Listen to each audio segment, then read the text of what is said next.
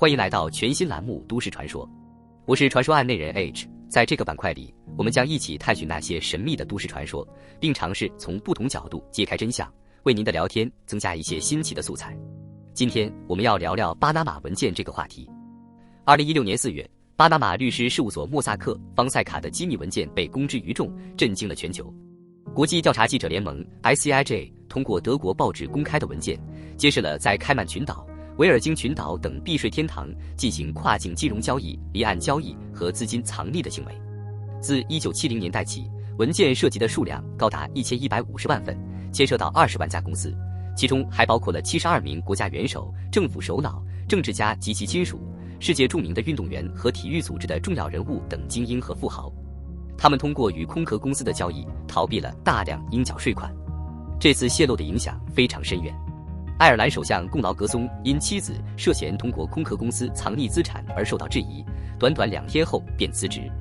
英国当时正因脱欧问题而动荡不安，支持留欧的首相卡梅伦也被曝光是当事人，随后在脱欧公投中失败，宣布辞职。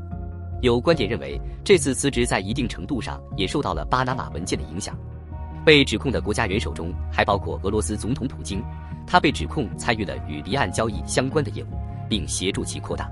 然而，普京坚决反驳了这一说法，认为这是因为以美国为首的西方世界害怕俄罗斯，才将巴拿马文件作为黑资料对他进行攻击。这做法就像冷战时期的阴谋论，毫无新意。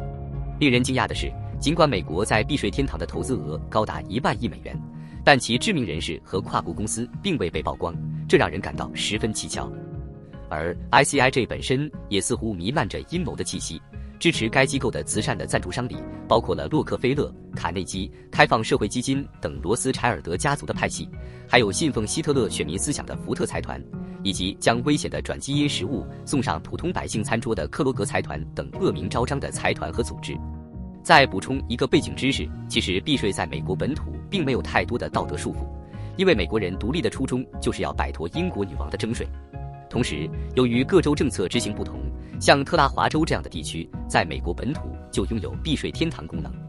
换句话说，这是一个可以公开进行避税行为的国家。对于美国的富人来说，利用海外的避税天堂反而可能带来更大的风险。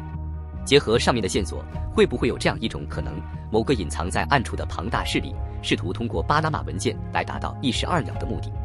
一方面，通过放出消息攻击对其产生威胁的俄罗斯、中国等国家，同时贬低其他拥有避税天堂功能的国家的信誉，而最终的目的是将世界的财富都集中到自己的国内，并掌控在自己手中。当然，这只是一些没有实际证据的推测，这场丑闻背后的黑暗也远远没有揭示完全，就像泄露这些信息的人仍然保持匿名一样。随着时间的推移，我们拭目以待，看看还有怎样的黑暗结局在等待着我们。这就是今天的分享，仅作为您在茶余饭后闲聊之时充实谈资话题的参考。感谢您的收看，欢迎点赞收藏我们的节目，我们下期再见。